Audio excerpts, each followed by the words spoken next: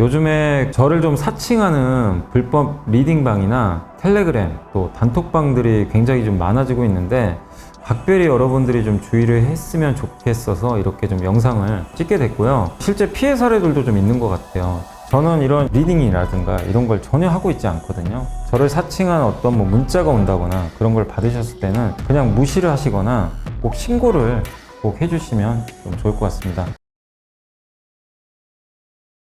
네, 안녕하세요. 2024년 2월 8일 시장 함께 읽기 시작하겠습니다. 염승환 이사고요.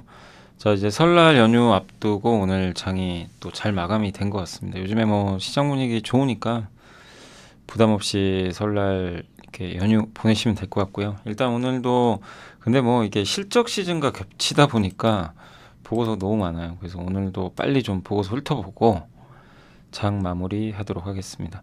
일단 페노션 좋은 평가 내리고 있죠. 예, 왜 인수하려고 했는지 참 여전히 아쉬운 상황이고, 어쨌든 페노션 돌아왔고 주주가치 회복될 걸로 보이고요. 자, 그다음 인페이지 에너지 미국 태양광 주택용 태양광이 살아난다고 합니다. 엔터 긍정적인 시그널이 보인다. 신세계 현대백화점 실적 리뷰. 4달러 팔아서 언제 돈 벌래? 이건 뭐냐면 이제 알리나 테무가 한국을 공격하고 있죠, 직구로. 그게 사실 영향 별로 없다. 뭐 요런 좀 비슷한 내용이고요. 그러니까 네이버에 미친 영향은 크지 않을 걸로 보고 있고, 방송은 뭐 CJENM이 참 실적이 좋았는데 그 내용하고, 오픈엣지 테크놀로지도 어닝 서프라이즈 나왔고요. 롯데헬프드, 솔루엠, 대덕전자, 삼성중공, OCI홀딩스, 풍산, LG화학, SM에 대한 이제 실적과 뭐 보고서 설명을 하도록 하겠습니다. 일단 페노션이 복귀했고요. 불확실성에 이제 가려졌던 이제 그 부분들이 이 BDI 시황과 저피별 매력이 좀 상승하고 있다. 그래서 페노션 이제 유증 부담이 해소되면서 주가가 한 21% 정도 그 급등을 어제 했죠. 그리고 요건 좀 오순이 좀 이상하네요. 잠깐만요. 제가 잘못 쓴 건가?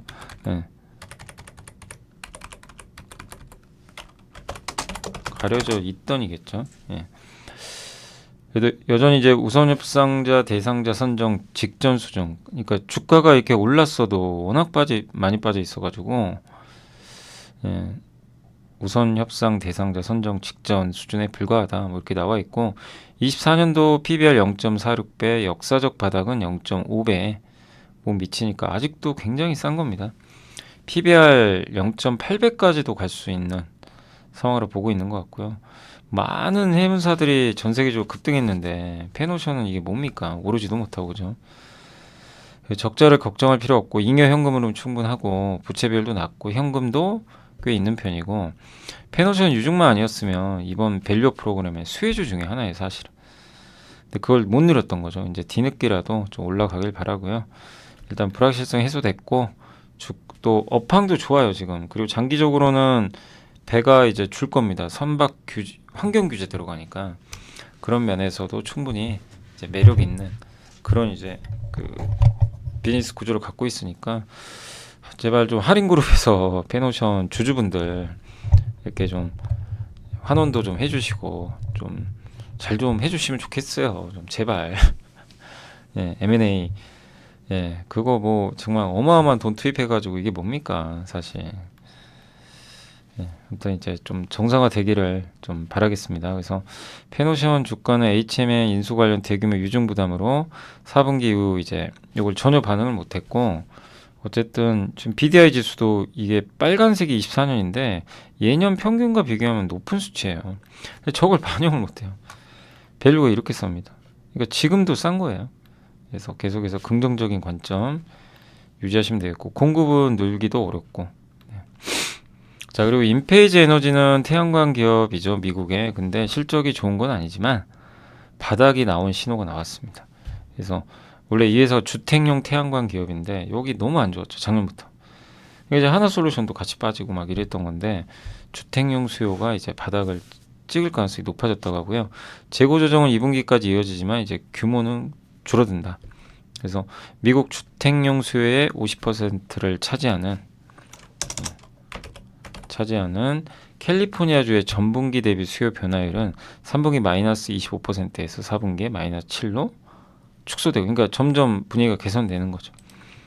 그리고 NEM 3.0이라는 이제 제도가 시행되면서 주택에다 태양광 설치했던 분들이 전기를 팔아서 이제 수익을 내는데 그 수익금이 줄어든 거예요. 저 제도 자체가.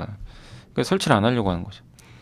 근데 이제 그게 좀 이제 정착이 되면서 지금은 괜찮아졌고, 유럽도 1월부터 수요 회복세가 포착되고 있고, 또 올해는 금리 인하, 또 전력 요금 인상, 원가 하락으로 수요 반등 전망한다.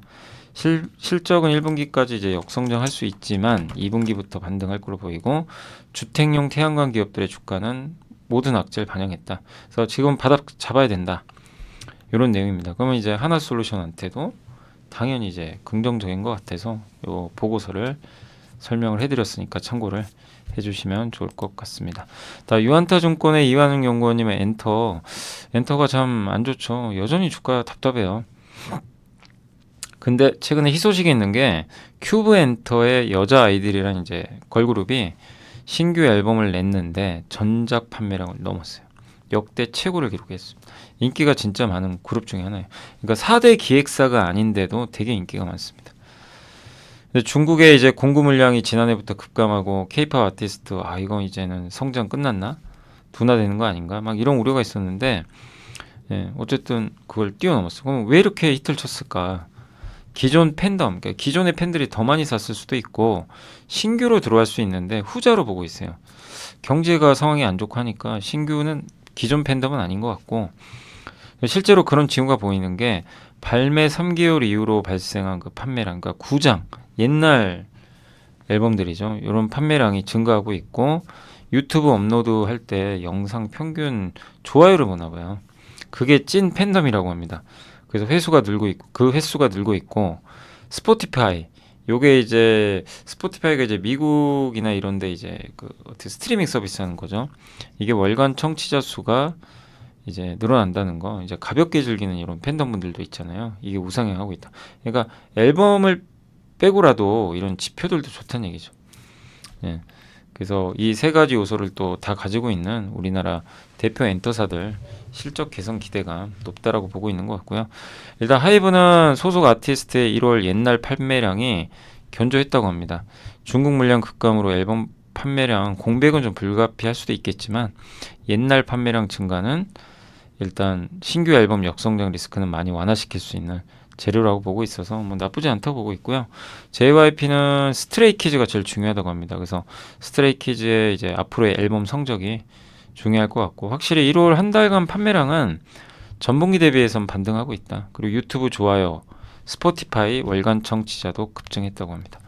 SM은 에스파가 제일 중요한데 지금은 구작은 유의미하지 않지만 유튜브와 스포티파이에서 매우 가파른 성장을 보여주고 있다. 그리고 유튜브 좋아요, 스포티파이도 성장하고 있고, Y젠터 같은 경우는 지금 베이비몬스터가 가장 돋보이죠. 이번에 데뷔했던 월간 청취자 유튜브 좋아요도 괜찮고요. 두 번째 싱글 앨범에 대해서는 또 여전히 호불호가 있는 것 같습니다. 어쨌든 영상 공개할 때 동접자가 동시 접촉자 수가 20만 명 넘었기 때문에 팬덤은 확보됐다. 이렇게 보고 있는 것 같아요. 이게 여자 아이들 이번에 정규 앨범인데 엄청나죠. 네. 자, 신세계 현대백화점 실적 리뷰고요. 둘 다 기대보다 잘 나왔고 백화점이 역시나 견조했습니다. 백화점 좋았고요. 신세계도 백화점 영업이 견조했던 걸로 보이고, 현대백화점은 작년에 대전점 화재 때문에 기저가 좀 있었죠. 작년인가 재작년이었죠. 근데 그게 이제 해소가 되면서 증가를 해줬고, 백화점에 대한 전망은 여전히 좋다고 합니다. 근데 올해는 어쨌든 고정비 부담도 그렇게 크지 않고, 근데 문제는 면세점인데 면세점 수익성은 그렇게 좋진 않았대요. 작년 3분기하고 4분기는 환경은 비슷한데 3분기보다 4분기가 줄었다고 합니다. 그 주주환원도 아쉽대요.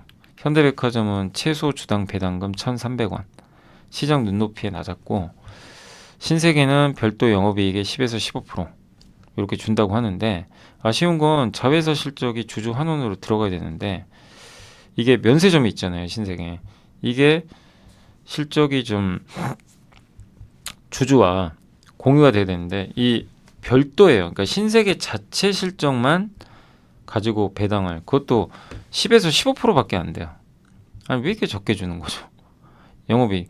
아니 배당성향 미국 같은데 막 50% 60%도 막 주기도 하잖아요. 이게 팍팍 안 주는지 모르겠어요. 그러니까 아직도 너무 좀 아쉬운 게 우리나라 이렇게 대기업들은 좀 너무나 주주환원 하긴 해요. 옛날보다 안 하는 건 아닌데 하는데 뭔가 아쉬워요. 아니 할 거면 좀 팍팍 좀 해주고 지금 분위기가 그렇잖아요. 그래서 주가 올라가고 얼마나 좋습니까? 그러면 주주들도 기분 좋고 아니 돈을 못 버는 것도 아니고 근데 왜 이렇게 너무 좀 소극적이지 않나? 좀 그런 아쉬움이 또 제가 이걸 봐도 좀 많이 들고 또 한 가지는 이제 올해 면세점 좋아지거든요. 신세계가. 그러니까 애널리스트 보고서 보면 아 올해는 분명히 중국도 더 많이 들어올 거고 면세점 턴어라운드 할 텐데 이게 아니에요. 지금 요 자회사 실적이 만약에 좋아져도 연결이 안 돼요. 별도니까. 그러니까 본업 백화점 가지고 주겠다는 거죠. 본업. 네. 그러니까 이런 자회사의 실적을 반영해서 딱 주면 좋은데 예, 그게 이제 좀 주주와 공유돼야 되는 거 아니냐. 근데 여기서는 주주환원으로 연결이 안 되는 것 같다. 요걸 좀 꼬집어 준 것 같습니다.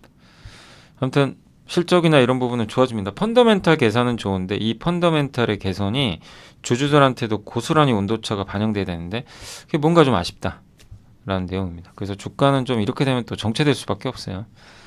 그래서 올해 실적이나 이런 건 좋은데 저는 이제 좀 어쨌든 신세계 좀 정책이 좀 바뀌었으면 좋겠고 현대백화점은 명확하게 제시는 했는데 눈높이가 좀 못 미친 것 같아요. 그래서 조금 더 물론 이건 최소예요. 최소 단위니까 늘어날 수 있으니까 그냥 최소 주당 배당금 1,300원인데 돈 많이 벌면 돈 많이 주겠다는 얘기입니다.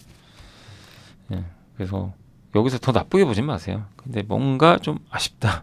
그러니까 이렇게 되면 주가는 조금 정체기를 거치겠죠. 예, 그런 정도로 보시면 되겠고 뭐 근데 둘 다 워낙 저평가돼 있어서 그 뭐 나빠질 건 별로 없는 것 같아요. 자 NH의 안재민 김도희 연구원님은 이게 뭐냐면 이제 해외 직구가 엄청 많은데 요새 많이 늘어나 특히 중국이 어마어마하잖아요. 전체 직구에서 중국 비중이 54 급격히 늘었고 근데 해외 직구 금액이 우리나라 온라인에 차지하는 비중은 사실은요 아직도 3%밖에 안 됩니다. 여전히 미미해요. 예, 그러니까 위협할 정도는 아니고 월간 앱 사용자도 500만 명, 400만 명 알리랑 테무 중국의 낮은 단가 감안하면 근데 되게 놀라운 건 20대가 많이 쓸 줄 알았대요. 근데 알고 봤더니 40대 분들이 이 방송 보시는 또 40대 뭐 저도 40대지만 예, 구매율이 한 46% 정도 된다고 합니다. 그러니까 40대가 자녀들 장난감 예. 장남이 아니죠. 왜 이렇게 쓰죠? 장난감, 본인들의 옷, 골프용품, 휴대폰 이런 것도 이제 싸게 살 수 있다 보니까 구매를 한 거고 40대에 다이소래요. 지금 그런 별명이 붙었다고 하고 쿠팡은 2,100만 명이 쓰는데 월간 11번가 지마켓, 옥션은 이렇게 쓰거든요.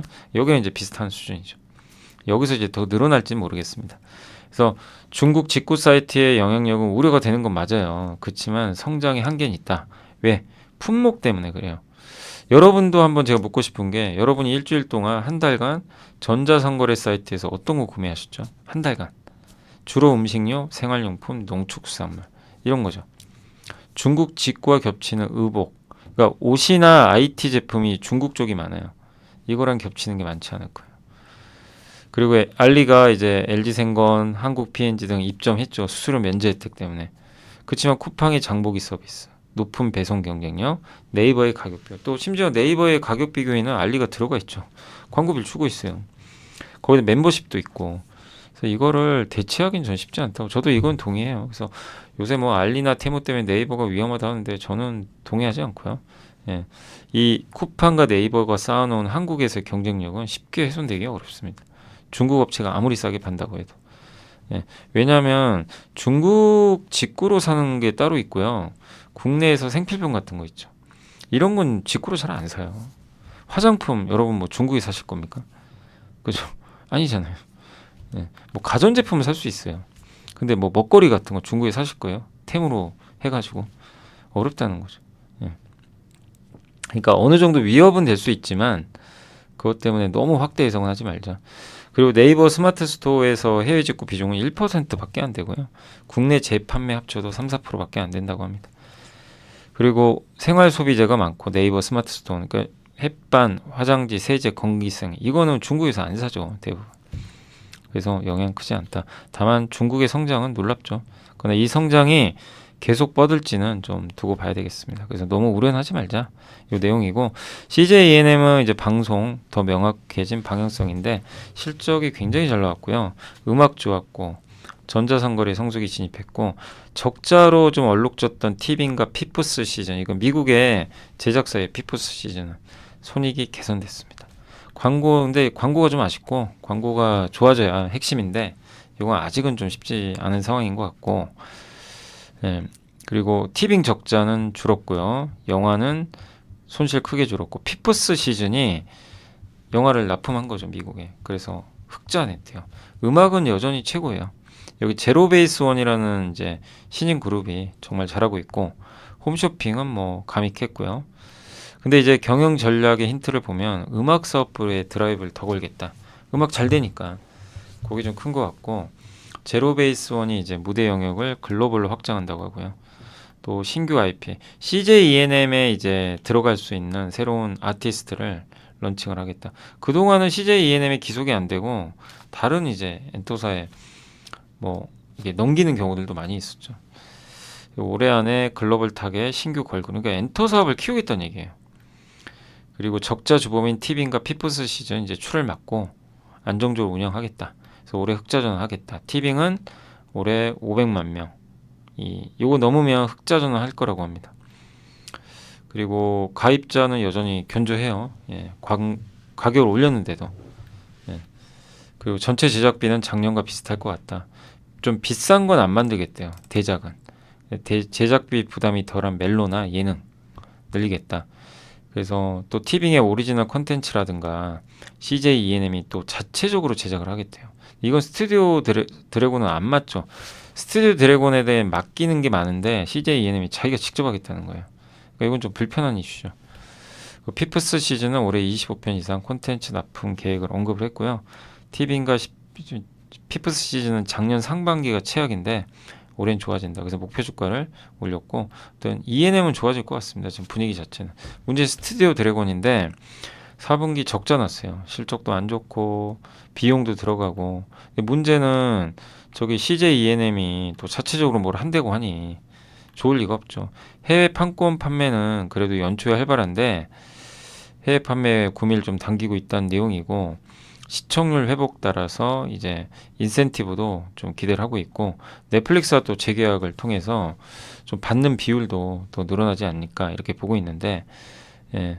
근데 이제는 옛날에는 자체 기획 비중을 50%까지 늘리고 기존에는 드라마 기획한 다음에 편성 판매를 했는데 이제는 기획하면서 동시에 그냥 판매를 한대요.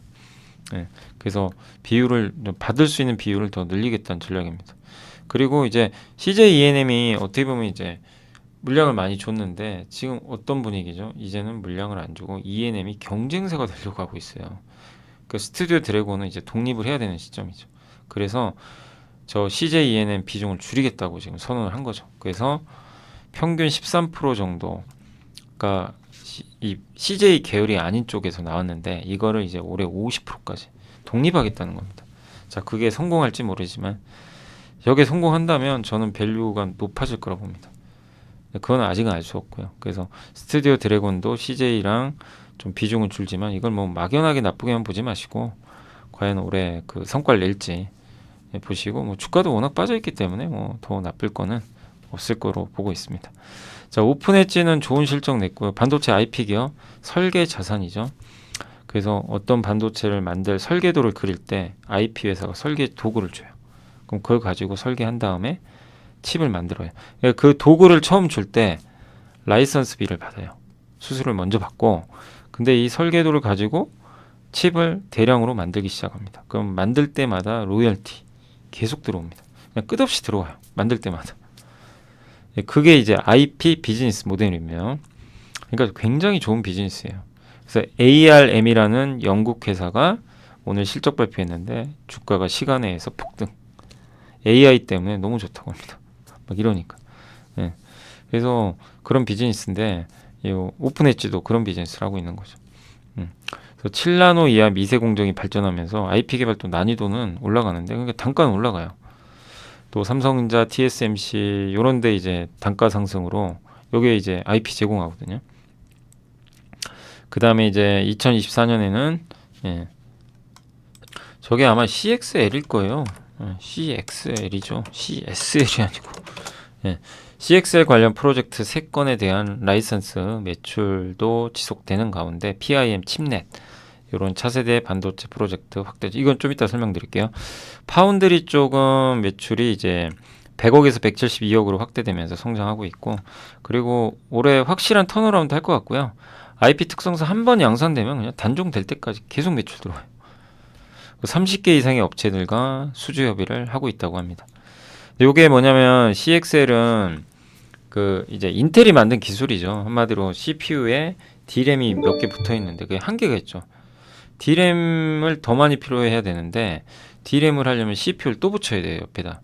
그러니까 인텔 CPU가 D램을 쓸 수 있는 게 뭐 예를 들면 8개라고 치면 8개보다 더 많이 쓰고 싶어요, 데이터를, D램을. 그러면 인텔 CPU를 또 달아야 돼요. 그게 아니라 CXL은 인텔 CPU 하나에다가 저걸 붙여주면요, 메모리를 그냥 CPU 더 없더라도 계속 늘릴 수가 있어요. 그거 관련된 IP 사업을 하고 있고, PIM은 이 CPU에다가 D램을 같이 합쳐버린 거예요. 한 몸이 된 거예요. 되게 독특하죠. 여기 있죠, 여기. 한 몸이 됐어요. 메모리랑 CPU, GPU가 한 몸이 된 거예요. 원래는 따로따로 떨어져야 되거든요.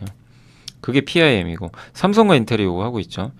칩넷은 하나의 기판에 다양한 반도체를 섞어버린 겁니다. 요거에 관련된 것들. 요게 최신 기술들이에요. 앞으로 요 방향으로 합니다. AI 반도체가. 그 IP를 다 갖고 있는 거죠. 어느 정도. 예. 그래서 이런 데서 성과가 나오지 않겠냐 이렇게 보고 있고, 어쨌든 IP 기업들은 관심을 계속 가지셔야 되고, 우리나라에서 대표적인 게 오픈엣지, 칩셋 미디어, 퀄리타스가 이제 대표적인 IP 회사로 알려져 있습니다. 롯데웰푸드는 목표 주가를 한유정 연구원님이 하나에서 올리셨고, 4분기 실적은 그렇게 좋은 편은 아니었어요. 충당금이 증가하면서 인건비 부담 때문에 좀 하회했지만 매출은 여전히 좀 견조한 편이고, 그리고 영업이익은 그래도 전년 동기 대비해서 많이 증가했죠. 그러니까 기대에 못 미친 거예요. 올해는 31% 이익 증가할 걸로 보이고, 건가 빈가 유지 이 3대 핵심 사업부 판매 회복이 이끌 것 같고, 해외는 인도가 좋다고 합니다. 그리고 초코파이 세 번째 라인 증설 효과가 520억, 올해 6월에는 푸네빈가 신공장 증설 효과 1240억, 그 다음에 내년 7월에는 빼빼로 라인 투입된대요. 빼빼로 하면 뭐 진짜 롯데 대표 브랜드죠. 그래서 괜찮지 않겠냐 이런 내용이고, 다만 오늘 빠진 건 이제 실적에 대한 아쉬움이 좀 일부 있고, 그러나 조정 기회를 보고 있고요. PBR 0.5배밖에 안 돼요. 굉장히 저평가돼 있고 돈도 잘 벌고 올해도 성장할 것 같고, 조정은 좀 기회가 되지 않나 보고 있고, 솔레임은 아쉽게도 실적이 좋지는 않았습니다. 그래서 기대치 26% 하회했고, 성과급이 있었고요. 멕시코 신공장 운영하면서 비용 좀 더 들어갔고, 본사 이전 비용 등이 좀 있었다고 합니다. 그리고 4분기 아쉬웠던 게 ESL 전자 가격 표식이 공급이 별로 많이 없었나 봐요. 그러니까 지금 부진한 이유는 수주를 기다리는데 안 나오니까 사람들이 지쳐버린 거죠. 약간 그런 느낌이에요. 그리고 전자 부품은 뭐 이쪽은 핵심은 아니지만 그래도 이쪽도 여전히 좀 수요가 TV 쪽이 좀 부진한 편인데, 그래도 최악의 업황에도 이익을 내고 있다는 게 좀 위안거리가 아닌가. 근데 핵심은 ESL이에요. 올해 한 19% 이익 성장 기대하는데, 특히 ESL이 한 21%. 경쟁사 세계 1위 비전그룹의 주가가 최근에 좋은 건 월마트에 공급하게 됐거든요. 4분기 매출이 폭발을 했다고 합니다. 연간 매출도 올해 성장할 걸 보고 있고, 그래서 솔루엠의 주가 조정은 뭐 지금의 실적보다는 뭔가 수주권을 기다리는데 그게 안 나오다 보니까, 근데 그 수주라는 건 또 언제든지 나올 수 있는 거고, 저는 개인적으로 좋게 보는 게 무인화 시대, 인건비를 줄여주고 거기에 침투율이 8%밖에 안 되는 산업이기 때문에 성장성이 뛰어나고, 그 다음에 전 세계 2등 업체잖아요. 경쟁이 치열한 게 아니죠. 거의 이제 독과점 형태로 다들 가고 있기 때문에 그런 면에서 저는 괜찮지 않아. 물론 이제 여기에 막 새로운 업체들이 껴들면 주가가 어렵겠죠. 근데 뭐 그런 건 아니니까. 그래서 수주가 언제 나오느냐가 좀 관건이 될 것 같습니다. 대덕전자 역시 실적은 안 좋았고요. 굉장히 좀 부진했고, 방향은 맞아요. 작년 3분기 저점으로 개선은 되는 게 맞습니다.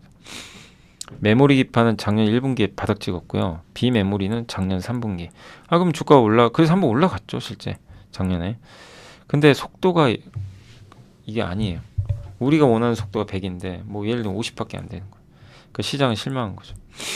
그 플립집 BJ가 주력인데 이게 지금 업황이 좋은 편은 아니에요. 자동차나 이런 데 들어가다 보니까. 그래서 영업이익 전망치를 크게 낮췄습니다. 그래서 올해 기준으로는 주가가 비싼 편이고 내년 기준으로는 괜찮아요.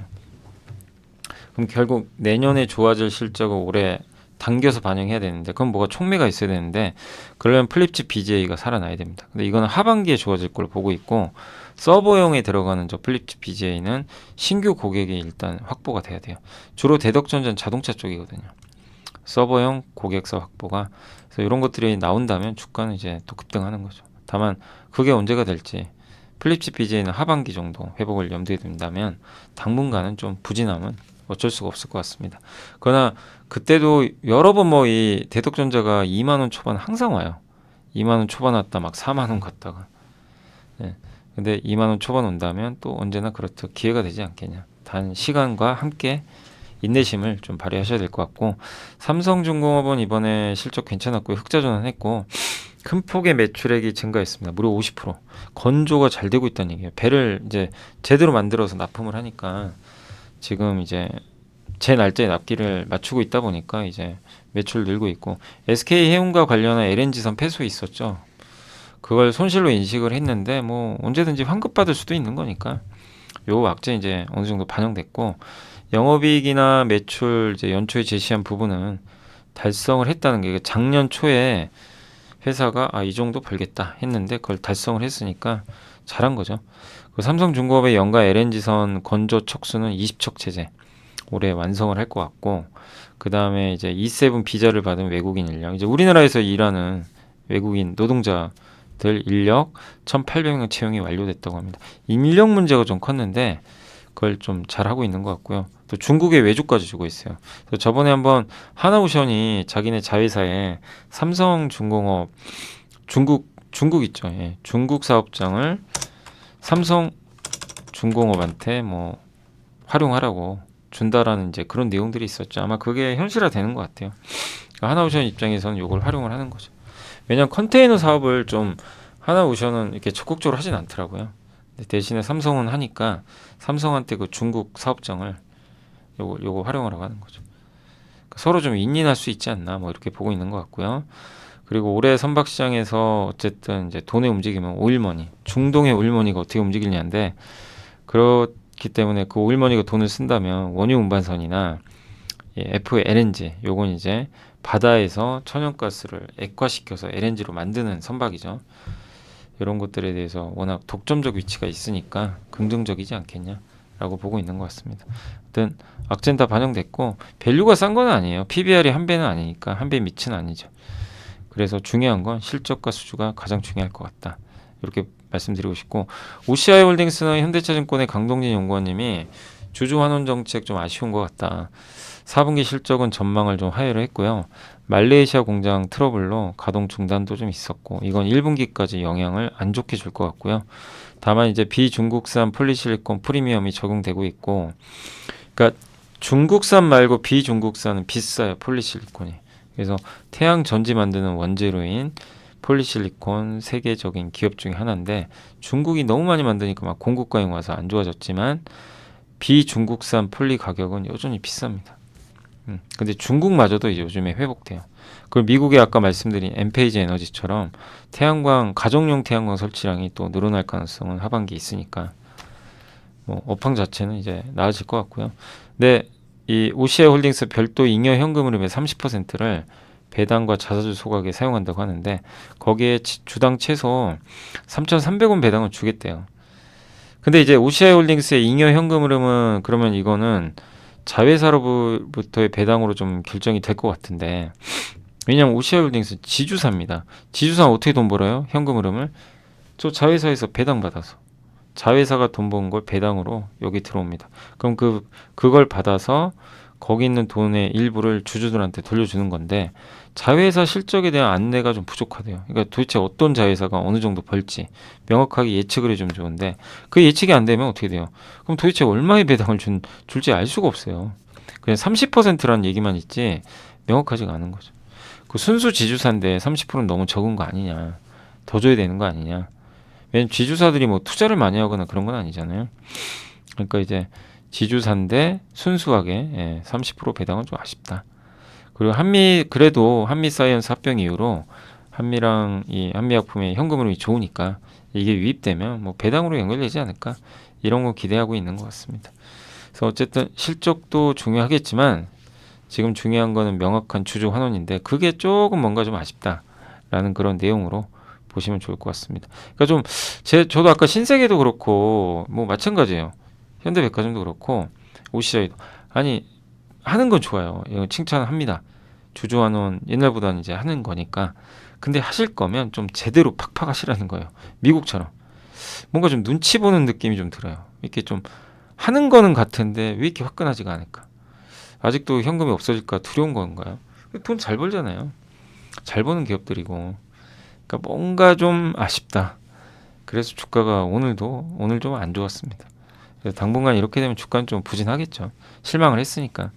그러나 크게 빠질 이유도 없고요. 왜냐면 업황 개선되고 또 언제든지 이런 실망감이 기대감으로 또 언제든 바뀔 수 있는 건데 단기적으로는 조금 지지부진한 흐름은 좀 나올 수 있다는 건 염두하시고 대응하시면 좋겠습니다. 아무튼 주가가 크게 밀릴 이유는 없지만 그렇다고 지금 당장 크게 올라갈 만한 이슈도 없는 것 같아서 지지부진한 흐름은 좀 나올 것 같습니다.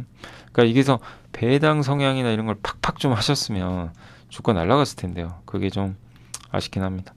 풍사는 하나증권의 박성봉 도서관연구원님 오늘 주가 역시 안 좋았고 기대보다 안 좋았고요. 실적이 안 좋아요.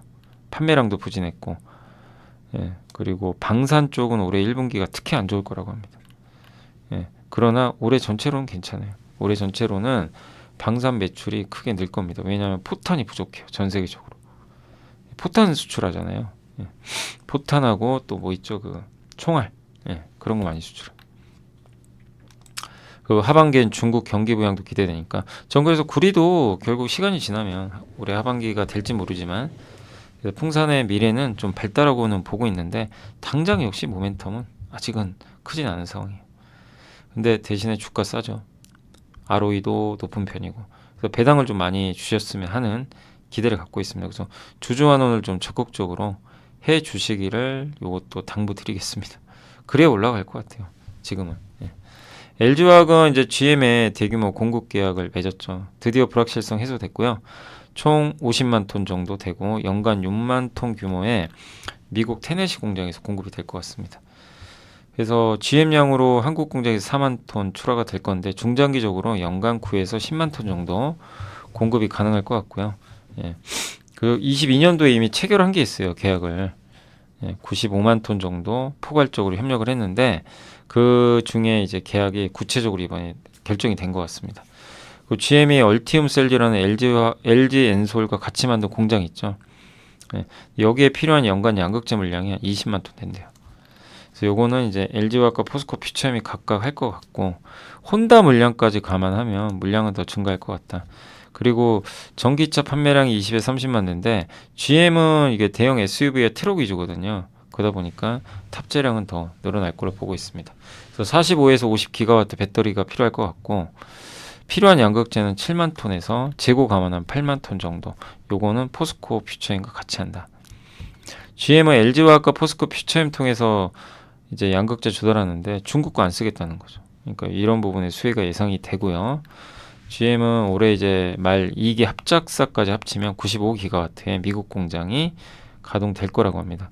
테슬라 기가팩토리보다 무려 2배나 커요. 그러니까 우리가 다 테슬라 얘기 많이 하지만 GM의 이 반격도 좀 이제 시작이 되지 않을까.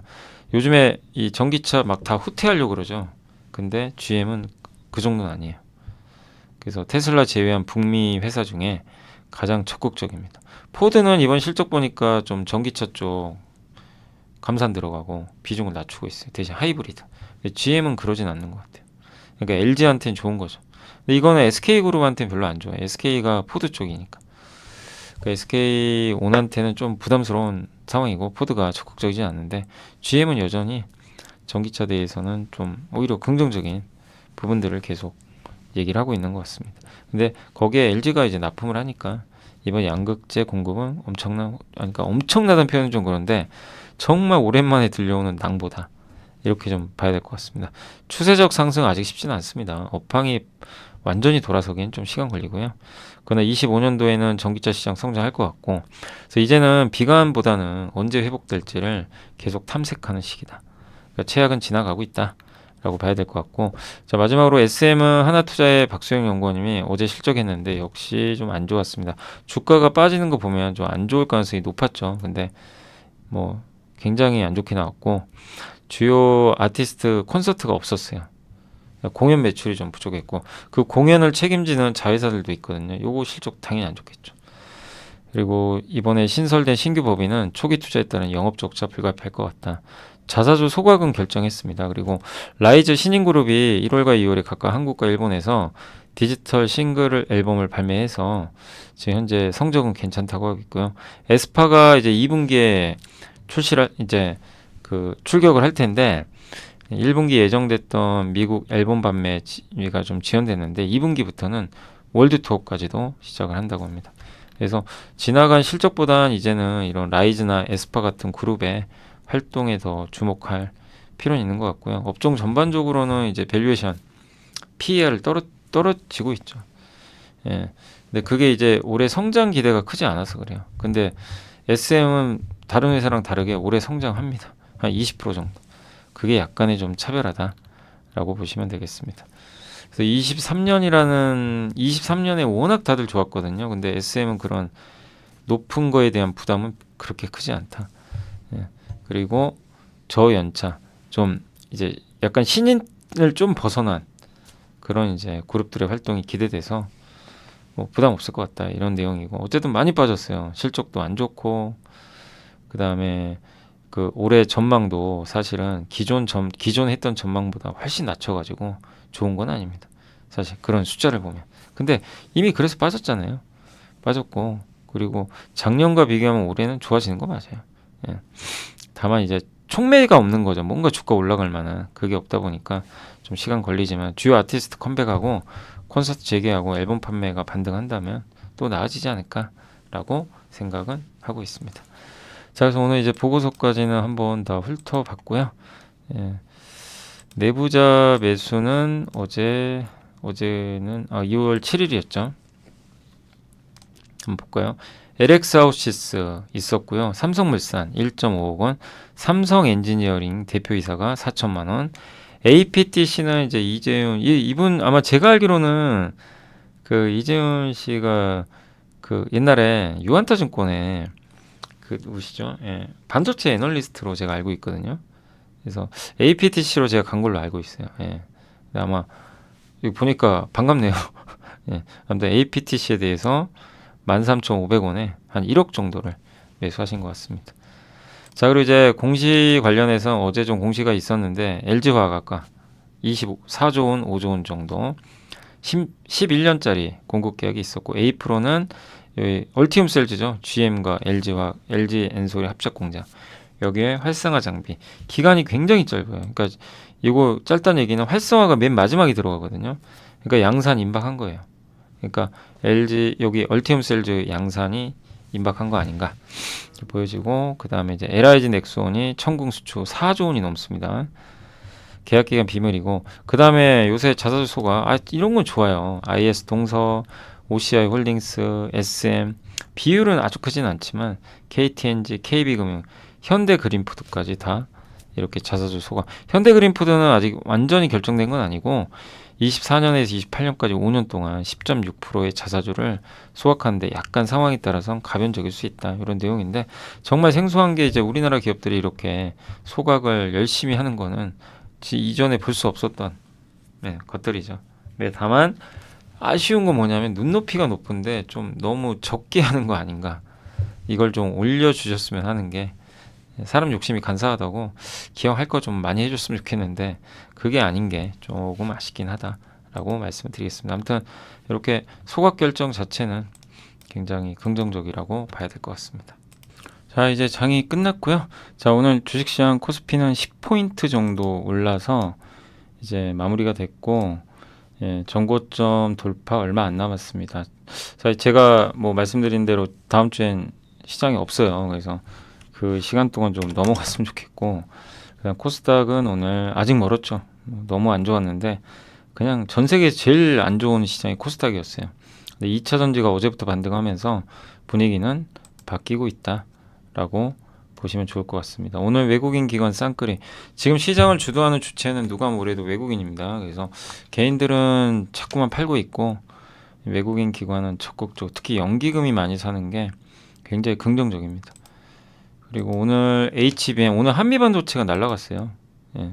이게 왜 그러냐면 이게 이 오른 기업이 상한가 간 거 여러분 본 적 있어요? 정말 대단합니다. 근데 DIT도 오늘 따라가고, 이게 하이닉스 쪽에 납품하는 HBM 관련주 왜 갔을까요? 그 TSMC랑 그 뉴스가 하나 나왔는데 SK하이닉스가 같이 사업을 할 거란 얘기가 있어요. 그러니까 TSMC랑 이 어떻게 보면 HBM 같이 하는 거죠. 예. 그럼 어떻게 될까요?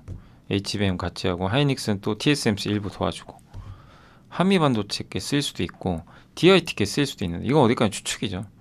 그러다 보니까 날라가 버렸습니다. 정말 대단합니다. 그러니까 그 뭐죠? 여기 대표이사 있잖아요. 한미반도체. 이분이 5만 원대 주식 엄청 샀죠. 막 주가 빠지든 말든. 기억나시죠? 예. 정말 뭐 대단하다고밖에 말씀드릴 수가 없고요. 저 같아도 만약에 제가 주식 투자해도 그 가격은 못 사요. 5-6배 오른 가격이라 사실 그래요. 근데 어쨌든 뭐 놀라운 오늘 주가 상승이 나왔고, 이유는 뭐 아까 TSMC와 하이닉스의 제휴 소식, 요게 좀 작용을 했습니다. 그래서 오늘 하이닉스도 좋았고요. 전체적으로 HBM 관련주가 다 좋은 분위기였습니다. 그리고 오픈엣지는 실적 좋았고, CXL 관련주 여기도 뭐 이쪽 IP 관련주들 전체적으로 온디바이스 AI. 그러니까 오늘은 어제 부진했던, 그러니까 어제 하루 좀 짜증 나셨죠. 반도체 갖고 계십니다. 오늘 하루만에 또 분위기가 이렇게 바뀌어요.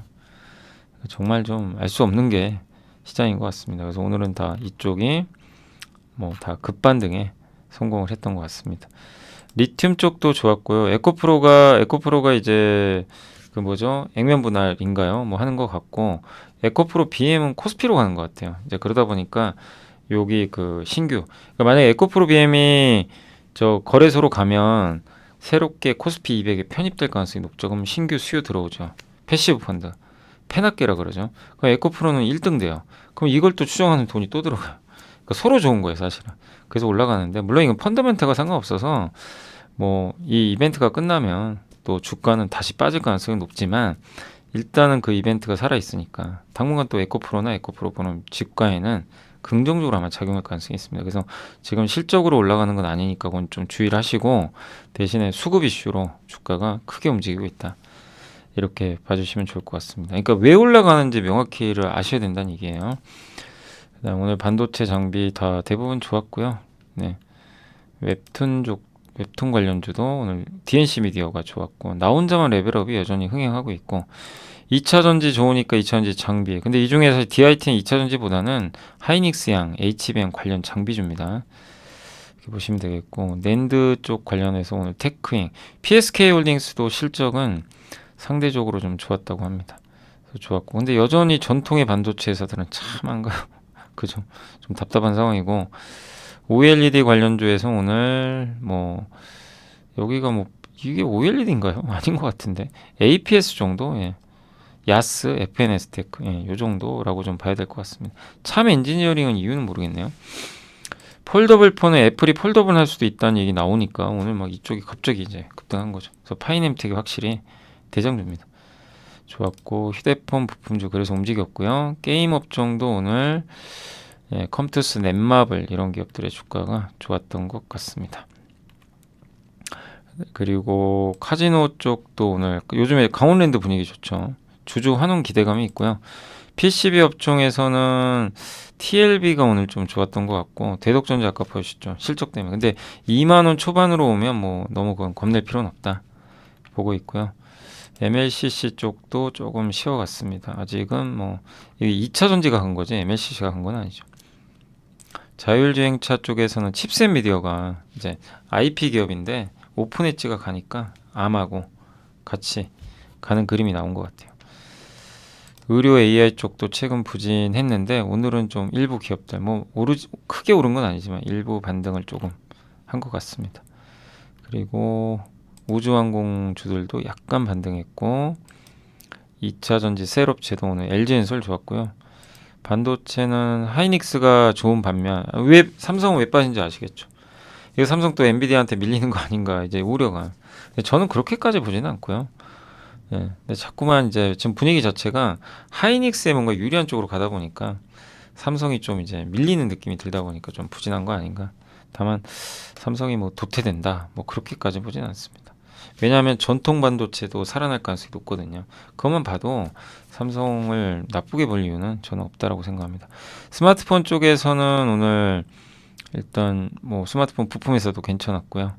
엔터주도 일단 오늘 CJENM의 성과는 좋았지만 SM도 실적은 안 좋은데 이제 더 이상 안 빠지죠. 그러니까 그런 것들은 좀 약간의 주가가 이제 방어를 하고 있다라고 보시면 되겠고 자동차 쪽은 여전히 현대차 좋고요. 기아만 조금 오늘 쉬어갔던 것 같습니다. 반면 오늘 좀 빠졌던 거는 요소수 관련주. 네, 이쪽은 뭐 왜 빠졌는지는 모르겠고요. 특별히 TKG 휘캠스는 실적이 안 좋았어요. 확실히 화학 쪽이 실적이 좀 좋지가 않더라고요. 그래서 그게 좀 아쉽고 실적 부진 때문에 좀 빠졌다고 보시면 됩니다. 그리고 편의점 회사들도 오늘 주가는 좀 부진한 편이었고요. BGF도 나쁜 실적은 아닌 것 같은데 오늘 좀 빠져버렸고 통신주도 차익 매물 나온 것 같아요. 건설기계도 오늘은 좀 부진한 모습이 이어졌습니다. 두산바켓이 6% 빠져서 그렇고요.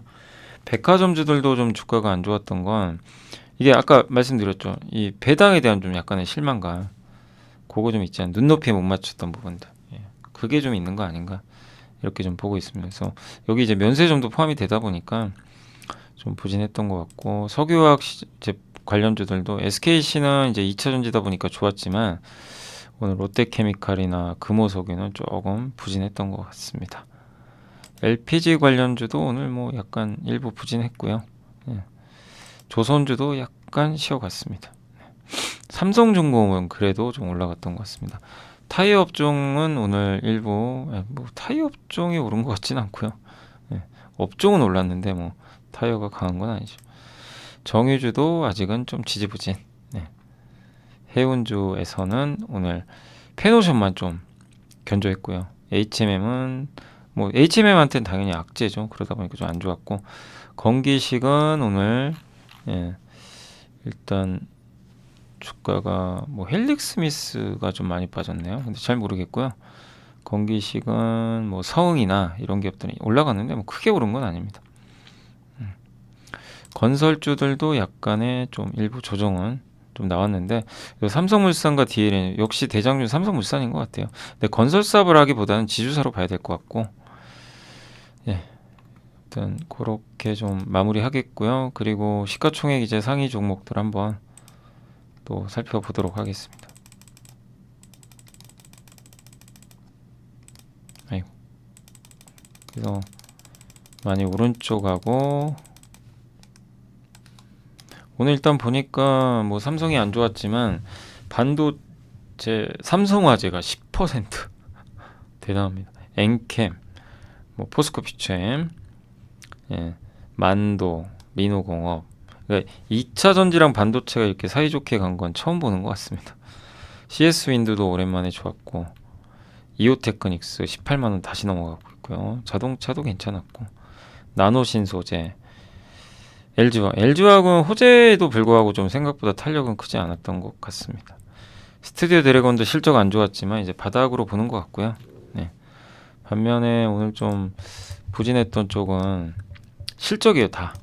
그래서 오늘 보면 그 여기 이수 스페셜티 홀딩스는 좀 이게 전고체 이슈가 있는 거고 오시아 홀딩스는 배당 아쉬움 그리고 FNF는 아마 실적 때문 아닌가 싶긴 한데요. 예. 현대백화점 배당 아쉬움 NC는 실적 안 좋아요. 코스맥스도 글쎄요 코스맥스는 이슈는 제가 잘 확인은 못 해봤습니다. 현대글로비스는 최근에 좀 올랐었고 롯데정밀은 특별한 이슈는 없고요. 예. 레고캠바이오, 농심은 실적이 예상보다 안 좋았고 뭐 대덕은 실적 좋진 않았습니다. 예, 요런 게 솔루엠도 실적 아까 한번 말씀드렸고 그래서 뭐 실적 외에는 실적이나 배당에 대한 실망감 요 정도 외에는 뭐 크게 나쁘거나 그런 건 없었던 것 같아요. 그러니까 한마디로 지금은 실적 시즌이다 보니까 거기에 따른 움직임이 일단 좀 나오고 있다라고 봐주시면 좋겠습니다. 네, 자 이제 여기까지 좀 말씀을 드리도록 하겠고요. 예, 오늘 어쨌든 고생하셨고 시장 이제 마무리됐고 예, 실적에 따른 변동성은 어쩔 수 없지만 그런 부분 제외한다면 전체적인 시장 분위기는 좋아지고 있어요. 그리고 이제 화두는 저도 이제 오늘 이제 보고서나 이런 거 보면서 아쉬운 게 기업들이 좀 배당을 할 거면 좀 화끈하게 좀 너무 망설이는 것 같고 예, 좀 우리나라도 바뀌어야 되거든요. 그래서 좀 그렇게 좀 과감하게 배당해 주셨으면 좋겠어요. 그걸 다시 한번 좀 간절히 바라는 부탁드리는 마음이고 제가 이번 주 이제 일정을 좀 말씀드리면 이제 내일부터 쉬잖아요. 그러니까 이제 일요일까지는 방송 없고요. 다음 주 월요일부터 방송이 하나씩 올라갑니다. 월, 화, 수, 목, 금, 토. 총 6일간 다음 주 매일 올라갈 거예요. 영상 함께 배우기가 6일치가 올라갑니다. 그래서 제가 자리 비운 동안 제가 미리 다 찍어 놓고 이미 다 넘겼습니다. 그래서 반드시 다가올 미래라는 이제 주제로 한번 영상을 찍어봤고 다음 주 토요일 날은 이제 기존대로 AI 마지막 편은 다음 주 토요일 날 올라가요. AI 함께 배우. 그렇게 해서 마무리하고 저는 2월 19일 날 월요일 날 다시 복귀해서 찾아뵙도록 하겠습니다. 여러분들 어쨌든 고생하셨고요.